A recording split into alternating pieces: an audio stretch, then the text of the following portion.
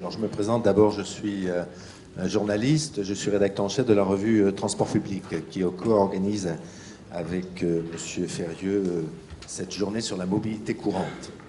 Alors la mobilité courante, on a compris que c'était une terminologie plus poétique que intermodalité et multimodalité. Monsieur Ferrieux nous en parlera de façon plus complète après un mot d'accueil que vont faire Monsieur Storck, président de l'UTC, c'est-à-dire l'Université de technologie de Compiègne, qui nous accueille aujourd'hui, Monsieur Nicolas Ledé, vice-président de l'agglomération de la région de Compiègne, Monsieur Daniel Bordelais, qui est vice-président du conseil régional de Picardie, qui participera d'ailleurs à une des tables rondes, et Monsieur Yves Rome, sénateur, président du conseil général de l'Oise. Alors je donne tout de suite la parole à Monsieur Alain Storck, président de l'UTC. Bien, merci monsieur l'animateur. Alors effectivement, on m'a demandé de vous faire un mot d'accueil. Je ferai peut-être un peu plus qu'un mot d'accueil. Bon, je vous accueille, donc messieurs les présidents du Conseil général, messieurs les représentants des présidents d'autres autorités, mesdames et messieurs, chers collègues. Donc très heureux, premier propos, ça ne va pas durer longtemps, très heureux de vous accueillir à l'UTC aujourd'hui pour, cher François Ferrieux aussi. Je crois qu'il faut que je l'associe globalement parce que c'est la cheville ouvrière de cette affaire. Donc très heureux de vous accueillir ici à l'Université de technologie de Compiègne. Et si je considère que ma présence et celle de l'UTC n'est pas qu'un rôle de taulier qui vous accueille, mais également un rôle d'une université qui a des choses à apporter précisément dans la problématique des transports qui vous occupe durant toute cette journée. En effet, une université aujourd'hui a toujours un rôle dans ses missions fondamentales de produire des connaissances et des savoirs à travers son activité recherche, de transmettre ses connaissances et ses savoirs et ses compétences associées au niveau de son activité de formation, de sa mission de formation, mais également un troisième rôle qu'on assume ici à l'UTC, celle de l'innovation, et celle aussi de participer à la bataille des idées, à la bataille d'idées dans un certain nombre de problématiques. La dernière fois que nous étions ici avec le président Rome, c'était pour le printemps du numérique, qui est un grand débat également, la révolution du numérique, ce paradigme numérique, comment nous l'intégrons. Aujourd'hui, on est dans une deuxième bataille d'idées, celle du transport au sens le plus large, de la mobilité, des transports, de l'urbanicité, dans une approche tout à fait globale. Donc de ce point de vue, je considère que l'UTC, je vais vous dire quelques mots quand même, a un rôle à jouer. Peut-être je pourrais dire en termes de slogan qu'après le printemps du numérique, Monsieur le Président, on pourrait peut-être penser prochainement à l'été de la mobilité, l'été de la mobilité courante. Donc c'est un slogan que je voulais vous soumettre, dont on pourra d'ailleurs parler peut-être demain lors de notre rencontre. Alors quelques mots sur l'UTC et surtout sur son engagement dans la problématique transport, ville durable, transport dans toutes ses facettes, y compris dans ses facettes urbanicité et ville durable. C'est véritablement une activité dans laquelle nous sommes très engagés, tant en termes de formation, au niveau de notre formation en génie mécanique, il faut savoir quelques chiffres, que 65% de nos formations en génie mécanique, qui représentent la moitié de la maison, on sort 1000 diplômés par an, 65% vont trouver leur premier emploi dans le secteur des transports, et donc plus de la moitié dans l'automobile. L'UTC est le deuxième établissement en termes de flux d'embauche. Voilà en termes de formation. Au niveau de notre activité de formation tout au long de la vie, de formation continue, nous sommes très engagés dans beaucoup d'actions avec Renault, avec PSA, avec Valeo, avec Saint-Gobain, etc., etc. Donc, activité de formation initiale et continue, problématique très importante à l'UTC. Je voudrais également dire quelques mots sur notre engagement en termes de recherche et d'innovation. Cette activité de transport qui nécessite véritablement une approche pluridisciplinaire des problèmes. Il y a de la mécanique, il y a du génie électrique, il y a de la sociologie des transports, il y a de l'environnement. C'est une problématique transversale, pluridisciplinaire, dans laquelle nous sommes très engagés. Je vais vous donner quelques titres pour vous montrer la diversité des champs qui nous animent. C'est l'assistance intelligente à la conduite de véhicules, donc on a beaucoup de travaux là-dedans. C'est le pilotage intelligent de l'énergie embarquée, notamment des batteries pour l'énergie électrique. C'est la communication inter-véhicule en réseau dynamique. On parlait tout à l'heure d'une approche globale, en voilà une. C'est toutes les questions d'allègement des structures, donc des recherches sur les matériaux. C'est des problèmes également de vibroacoustique qui sont très importants dans ces problèmes-là. Donc vous voyez que voilà les problématiques auxquelles nous nous intéressons avec quelques-uns de nos laboratoires, Diasic, Roberval et le LEC. Nous sommes très engagés également dans des structures fédératives à l'échelle nationale. Je voudrais citer les pôles de compétitivité, notamment le pôle de compétitivité ITRANS dont nous sommes membres, le pôle de compétitivité Mouveo dont nous sommes également membres, donc vous voyez, transport ferroviaire et transport au sens large, dans l'Institut de recherche technologique Rélenium pour les transports ferroviaires, dans laquelle on apporte une compétence de certification virtuelle, dans des équipements d'excellence dans les investissements d'avenir comme Robotex, tout ce qui concerne la robotique aérienne et mobile, et puis dans un certain nombre de projets, notamment avec l'ADEME, sur les moteurs hybrides. Donc vous le voyez, cette problématique, tant en termes de formation qu'en termes de recherche, et sous une approche relativement globale, est tout à fait importante ici. Nous avons d'ailleurs, dimension internationale, un projet très important en cours de montage avec PSA et l'Université de Pékin sur un projet international concernant l'assistance à la conduite. Donc vous voyez quelques éléments qui vous montrent bien que cette problématique transversale nécessitant une approche pluridisciplinaire est effectivement au cœur de notre propos. Alors je terminerai en disant, aujourd'hui c'est un événement important pour tous les acteurs de cette journée, mais je voudrais également souligner que d'autres manifestations en parallèle se tiennent. Nous sommes dans la bataille des idées. Ce même jour se tient le conseil scientifique de notre laboratoire d'excellence maîtrise des systèmes technologiques, dont les enjeux en termes de transport, évidemment, sont également très importants. C'est la fête de la science également, vous le savez, donc qui démarre aujourd'hui, qui sera inaugurée officiellement demain matin. Donc vous voyez qu'il se passe beaucoup de choses. Pour terminer, je dirais aussi que ce colloque, il symbolise par lui-même la dynamique que nous essayons de promouvoir depuis plusieurs années à l'UTC dans la création d'un écosystème local d'innovation et de créativité que nous développons depuis 3 ans dans une logique partenariale université, entreprise, territoire. Et dans le territoire, il y a la région, il y a le département et il y a l'agglomération de la région de Compiègne. Et je viens de citer là nos 3 partenaires des collectivités qui sont membres de ce comité de pilotage à côté de l'université et à côté des entreprises. Donc c'est bien au travers de ces 3 composantes que l'on peut dérouler des idées et des concepts nouveaux qui peuvent être des processus transformants de la société de ces grands problèmes.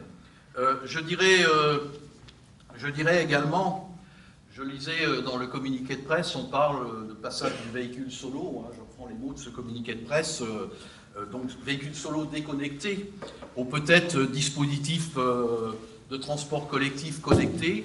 Évidemment, c'est ça la problématique aujourd'hui, mais je crois qu'il y a peut-être en intermédiaire, et dans une approche globale de concept, le véhicule également solo, mais connecté dans une logique globale. Donc c'est bien, parce qu'on ne va pas passer du jour au lendemain du transport de véhicules solo au transport collectif. Donc je pense que cette approche globale passe aussi par la réflexion que vous menez aujourd'hui dans le véhicule solo connecté, dans un ensemble global.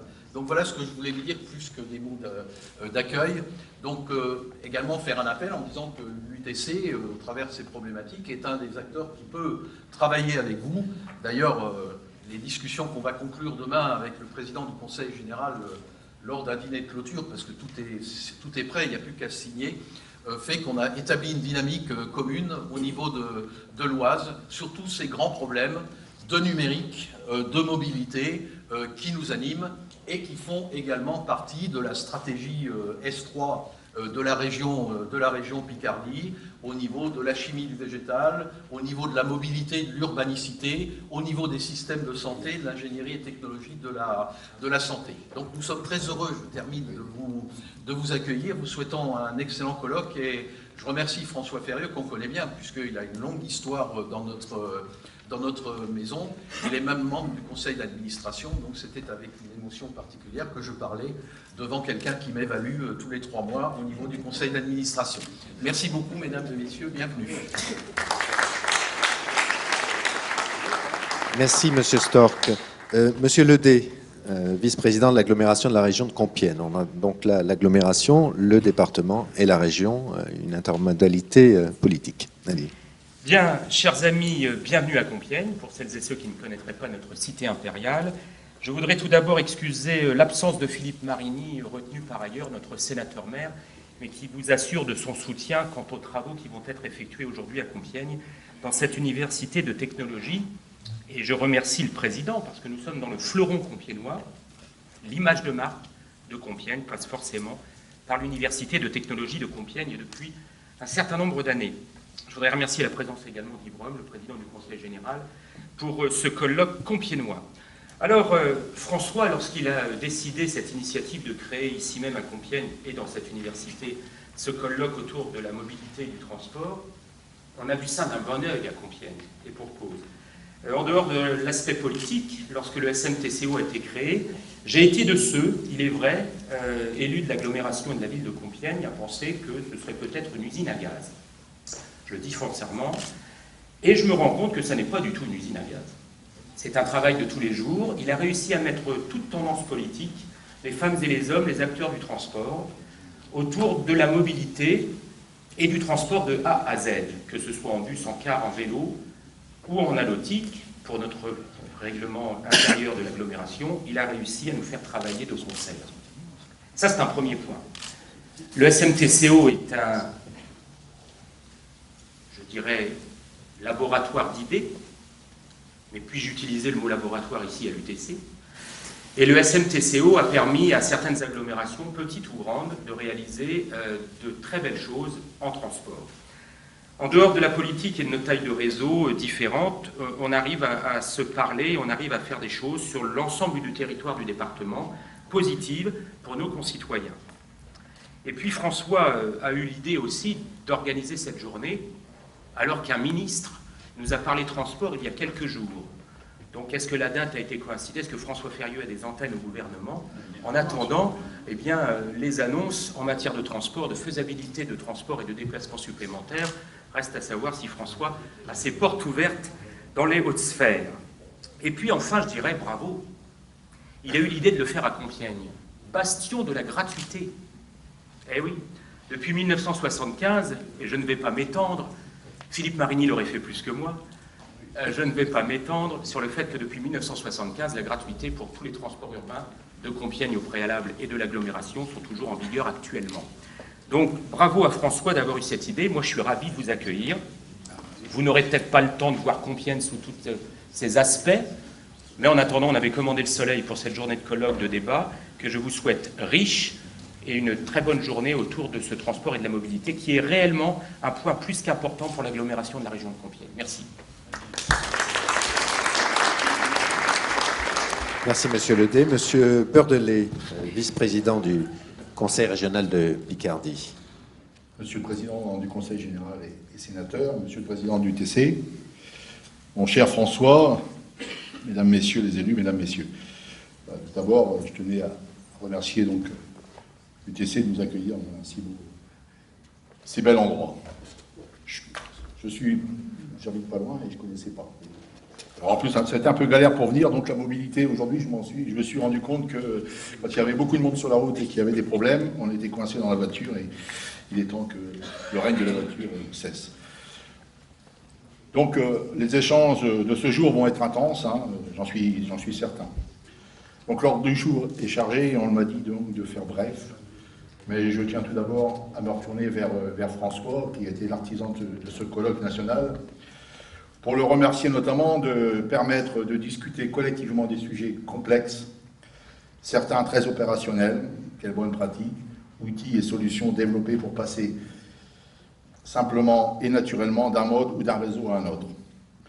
Et à d'autres à plus long terme sur des questions d'organisation, de partenariat et de gouvernance entre les acteurs des transports.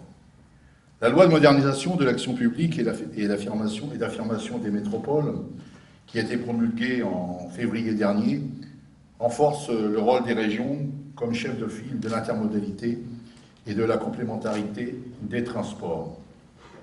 Dans l'Oise, on peut dire que ce travail a été bien entamé. La création du SMTCO, dont la région est membre depuis son origine, a permis un pas décisif vers une réelle intermodalité. Mieux, vers la mobilité courante, avec notamment la mise en place du SISMO, d'ailleurs déjà étendu au-delà des frontières départementales, puisqu'il est aujourd'hui utilisé sur les lignes routières régionales. Cet effort continu vers une intermodalité toujours meilleure doit être poursuivi, approfondi et élargi. Je crois, et j'aurai l'occasion de redire cet après-midi, que le niveau régional est le plus pertinent pour cela. La question de l'organisation institutionnelle à mettre en place est justement posée aujourd'hui de manière très forte. L'extension des syndicats mixtes, loi SRU, au niveau régional est bien sûr une possibilité. De toute façon, quelle que soit la solution retenue au final par le législateur, il faudra tirer parti du remarquable travail accompli par le syndicat depuis 2009 au service des usagers.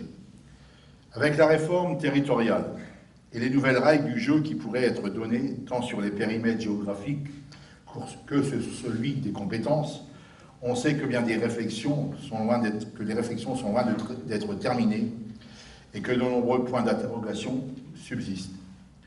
Ce colloque donne l'occasion d'envisager différents scénarios et, au-delà des querelles politiciennes, d'en comparer l'intérêt pour l'usager qui est au centre de ma préoccupation. La date ne pouvait donc mieux tomber. Pour finir, je voudrais donner quelques chiffres qui illustrent, si besoin, l'intérêt pour une région de ne pas se borner à son intervention au TER et aux lignes routières, mais intégrer l'ensemble de la chaîne de déplacement. Sur près de 110 000 voyages effectués quotidiennement par les utilisateurs du TER Picardie, on estime que près d'une personne sur 5 rejoint sa gare en transport collectif le matin, quand plus d'une sur 3 emprunte un bus ou un car à sa descente de train pour se rendre sur son lieu d'activité. Bien sûr, ce n'est qu'une parcelle de la réalité des déplacements des Picards, mais nous mettons les moyens pour connaître enfin la mobilité des Picards, tout mode, tout motif, en réalisant actuellement une enquête régionale de type enquête ménage. Déplacement CERTU. Cette enquête s'est déroulée d'octobre 2013 à juin 2014. Près de 15 000 Picards ont été interrogés, en particulier sur des déplacements de plus de 10 km hors PTU. Là, par contre, la date de ce colloque tombe mal, car je ne suis pas en mesure de vous livrer les premiers résultats de cette enquête qui nous parviendront qu'à la fin du mois prochain. Mais ils seront bien entendu largement diffusés et partagés, et cette connaissance des besoins en déplacement sera précieuse au moment de s'engager sous de nouvelles formes partenariales, en disposant en particulier d'indicateurs sur les pratiques naissantes et les nouveaux services à la mobilité comme le covoiturage. Merci de m'avoir écouté. Merci, M. Bordelais. Pour conclure ces interventions, M. Yves Rome, sénateur, président du Conseil général de l'Oise. Bien, mesdames et messieurs, cher président, puisque nous sommes chez vous, je voudrais, avant de commencer mon propos, saluer deux éminents responsables de la thématique qui nous réunit aujourd'hui. Bien entendu, mes collègues actuels ou anciens sénateurs, d'abord Louis Nègre, président du Gard, mais aussi et surtout Yves Crattinger, en sa qualité actuelle de président du Conseil général, une collectivité qui m'est particulièrement chère et qui nous réunit en quelque sorte aujourd'hui. Car c'est un réel honneur pour moi d'être parmi vous au sein de cette université de technologie de Compiègne, symbole de l'esprit pionnier qui souffle sur ces terres, mais qui souffle parce que quand on est pionnier, effectivement, l'acte de création n'est pas un acte anodin. Ça suppose qu'on y mette un peu parfois non seulement son esprit, mais aussi ses tripes, pardonnez-moi, et le sujet le mérite bien. Alors aujourd'hui, bien entendu, c'est François Ferrieux qui nous réunit. Mais il nous réunit par la magie de l'appartenance à une collectivité qui m'est chère, celle du département de l'Oise. car il faut rendre à César ce qui appartient à César, c'est que la création de ce syndicat mixte, c'est d'abord une volonté portée par le département de l'Oise, qui a su fédérer autour de lui, bien entendu, l'échelon régional, mais également toutes les autorités organisatrices du transport sur le territoire départemental. Pourquoi l'avons-nous fait? Parce que nous avons toujours rêvé avec les services, et j'y associe Vincent Hulot, directeur des déplacements et des transports au sein du département, nous avons voulu faire de l'Oise ce département si caractéristique, à la fois semi-urbain, mais aussi avec une ruralité très forte, aux portes de l'agglomération parisienne. Nous avons voulu en faire un territoire innovant en toute matière, d'ailleurs. Nous recherchons permanence d'innovation, parce que nous sommes percolés par l'esprit qui souffle à l'UTC de Compiègne et dans la tête de son président. C'est le cas du numérique. Mais en matière de mobilité, pourquoi la mobilité? Parce que dans ce département, nos habitants parcourent en moyenne 28 km tous les jours pour se rendre sur leur lieu de travail, soit 2 fois plus que la moyenne nationale. Nous avons donc, bien entendu, relevé ce défi, et aujourd'hui, on peut se flatter, grâce à un ancien enseignant-chercheur de l'Université de technologie de Compiègne, François Ferrieux, d'être un territoire pionnier en matière de mobilité. Car les enjeux de la mobilité durable constituent un défi majeur pour notre avenir. Il s'agit donc pour l'ensemble des acteurs du transport, dont j'aperçois de nombreux acteurs dans la salle, de concilier à la fois les besoins croissants de mobilité de nos concitoyens, avec bien sûr le double impératif de préservation de notre environnement. Mais une politique de mobilité doit poser aussi les conditions propices au développement économique du territoire. À ce propos, je lisais encore en début de semaine dans les journaux nationaux que les embouteillages sur les routes coûtaient à l'économie française près de 46 millions d'euros par jour. 46 millions d'euros. Et les projections sur l'avenir, si rien ne changeait, ne sont pas plus optimistes, puisque j'ai noté ce chiffre, d'ici 2030, la facture pourrait s'élever à 22 milliards d'euros. Et pourtant, la solution, on la connaît. Il s'agit, je reprends la formulation que vous avez fait vôtre, mais qui est la nôtre, il s'agit de lutter contre la voiture solo. Et des moyens existent, bien entendu. Cela passe par une incitation au covoiturage et par une politique de transport performante. J'aimerais donc qu'on s'attarde un peu sur la question centrale qui nous intéresse aujourd'hui. Au fond, qu'entend-on par politique de mobilité innovante et performante? Et bien entendu, j'illustrerai mon propos avec des exemples tirés de notre expérience dans l'Oise, ce magnifique département auquel je vous sais très attaché, Monsieur Bordelais. C'est avant tout une gouvernance simplifiée. Il s'agit d'offrir à l'usager les moyens de se déplacer d'un point A à un point B, sans même qu'il se rende compte de ce que cela implique en termes d'organisation. Une gouvernance simplifiée doit construire donc une articulation entre les modes de transport et une coordination renforcée entre tous les acteurs qui constituent la chaîne des déplacements.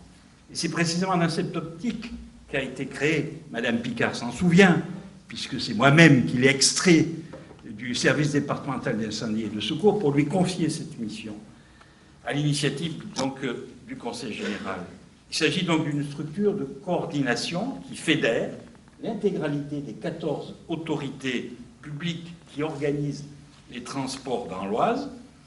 Elle rend donc possible la prise de décision collective sur la manière d'améliorer continuellement la qualité et l'efficacité du service rendu aux Isariens. En second lieu, c'est bien entendu le développement de modes de transport alternatifs à la voiture solo. En effet, pour décourager les usagers d'utiliser leur voiture, encore faut-il proposer des solutions alternatives tout aussi performantes, voire même encore plus efficaces. C'est dans ce cadre que le Conseil général a lancé parmi les tout premiers le dispositif covoituroise pour accompagner les Isariens, qui sont de plus en plus nombreux d'ailleurs, à le pratiquer, un mode de transport plus économique, plus écologique. Ce soutien du département passe par la création d'une plateforme pour mettre en relation les covoitureurs. Cet outil remporte un succès croissant. Ce sont plus de 10 000 internautes qui se sont inscrits sur la plateforme de covoiturage isarienne. Le dispositif prévoit aussi l'installation de points de rencontre à travers tout le territoire.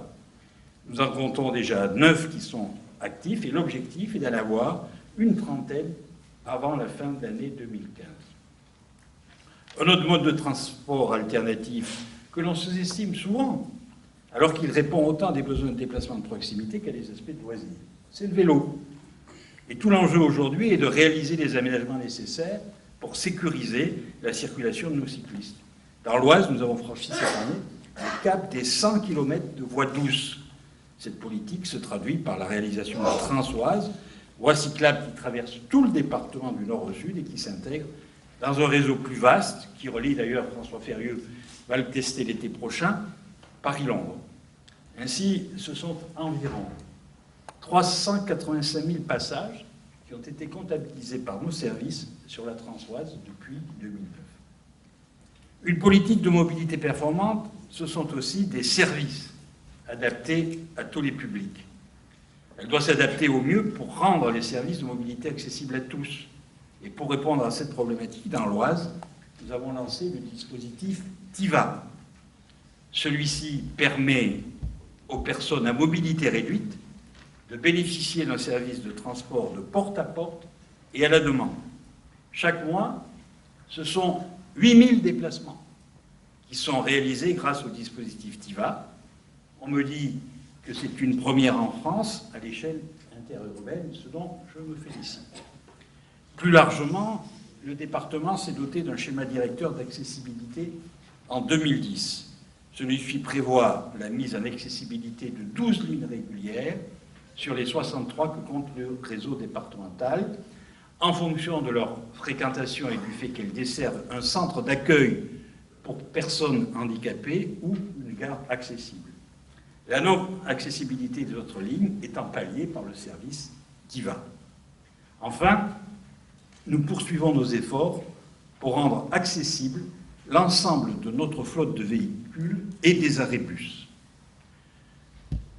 Une politique de mobilité innovante, cela passe évidemment par une information directe des usagers. À ce titre, l'utilisation des nouvelles technologies, qui est aussi un marqueur puissant de la collectivité départementale, ouvre de perspectives tout à fait efficientes.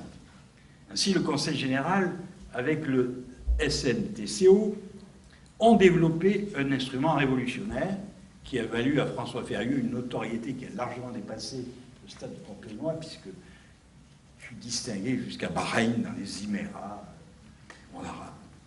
Ce système intégré des services et de la mobilité sont basés sur une centrale téléphonique pour la réservation des transports à la demande, un calculateur d'itinéraire intégrant tous les modes de transport, y compris le covoiturage, un système de suivi en temps réel du réseau routier départemental, ainsi qu'un observatoire de la mobilité. L'objectif de ce dispositif est donc de favoriser les pratiques multimodales par un ensemble d'outils à la disposition des usagers. Enfin, et le contexte économique actuel l'oblige, une politique de mobilité performante passe nécessairement par une tarification attractive, qui ne veut pas dire la gratuité, mais simplifiée. C'est le nerf de la guerre. On ne peut pas augmenter la fréquentation des transports en commun sans une politique de prix simple et attractive. Dans l'Oise, le service des transports départemental est opéré par 2 sociétés de transport différentes. Or, jusqu'à présent, il n'y avait pas moins de 14 titres de transport, 7 pour la première, 7 pour la seconde, avec des différences de prix, bien entendu, selon l'entreprise. Nous avons donc décidé d'harmoniser les prix et de simplifier la gamme tarifaire. Désormais, il n'existe que 4 titres de transport, dont le principal à noter, un billet unitaire à 2 €. Autrement dit, on peut aujourd'hui traverser le département du nord au sud, de l'est à l'ouest, pour 2 €. Cette politique de prix attractif traduit la volonté du Conseil général de proposer un service de transport accessible à tous les Isariens. C'est donc la combinaison de tous ces éléments qui fabrique une politique de mobilité innovante et performante. Alors, bien entendu, je n'oserais pas dire que tout est parfait dans l'Oise. Et heureusement d'ailleurs. mon cher président Storck. Sinon, les jeunes étudiants de votre école, brillants, n'auraient plus rien à inventer. Il reste évidemment encore de nombreux éléments à améliorer au cours des années à venir. Je pense d'ailleurs notamment au développement du transport à la demande. On a d'ailleurs lancé une expérimentation de ce système durant l'été 2013 avec François Ferrieux sur les lignes les moins fréquentées. Et fort de cette expérience, le Conseil général l'applique désormais pendant toutes les vacances scolaires et des études sont en cours pour l'étendre sur toute l'année dès 2015. Les économies ainsi générées seront réinjectées dans la mise en place de nouvelles courses sur des horaires étendus ou pour mieux desservir des territoires ruraux isolés. Je pense aussi que nous devons poursuivre nos efforts pour rendre les outils d'information plus interactifs et plus collaboratifs pour que les usagers eux-mêmes deviennent des sources d'information. Pourquoi ne pas imaginer un système de gestion des réservations des taxis? Vous voyez qu'il existe encore beaucoup de choses à inventer, à améliorer pour l'avenir. Et préparer l'avenir, c'est aussi investir dans les projets structurants pour assurer un développement durable. Et je profiterai de cette occasion rapidement pour évoquer devant vous un outil déterminant. Voilà un de ces acteurs sur le canal Seine-Nord-Europe, puisque nous sommes à la problématique des transports. Un projet structurant, bien entendu, pour le département de l'Oise et pour son président, et plus particulièrement également pour le Compiègnois, avec la création de nombreux emplois directs et pendant un terme très long, attendu depuis plus de 40 ans. Ce projet est aujourd'hui plus que jamais relancé grâce aux annonces du Premier ministre il y a quelques jours à Arras, rappelant l'engagement du gouvernement et le lancement rapide des travaux, selon ses propos, sur lesquels je serai particulièrement vigilant, dès 2017 pour une ouverture du canal en 2023. Le Conseil général a d'ailleurs anticipé sur ce projet, puisqu'il a investi avec l'Arc, non loin d'ici, à Longueuil-Sainte-Marie, sur un premier port fluvial qui nous permettra de disposer d'une plateforme multimodale opérationnelle dès l'ouverture du canal Seine-Nord-Europe. Cette plateforme pourra accueillir jusqu'à 20 000 conteneurs par an. Il sera relié, bien entendu, par voie ferrée, mais aussi et surtout à l'autoroute A1. Alors, en conclusion, et avant de laisser la parole à François Ferrieux, le pape de la mobilité courante, comme de nombreux observateurs l'ont ainsi dénommé, j'espère avoir réussi à démontrer toute l'importance du rôle joué par le département en matière de transport, en particulier dans les milieux ruraux. Et aujourd'hui, on voudrait nous retirer cette capacité d'agir, alors que localement, l'usager ne se préoccupe pas, je suis désolé, je ne veux pas entrer dans des querelles de compétences, mais l'usager, le citoyen, il ne se préoccupe pas de savoir si c'est la région, l'intercommunalité, le département ou je ne sais quel autre être hybride qui lui apporte la réponse. C'est la réponse qu'il exige, et il a bien raison.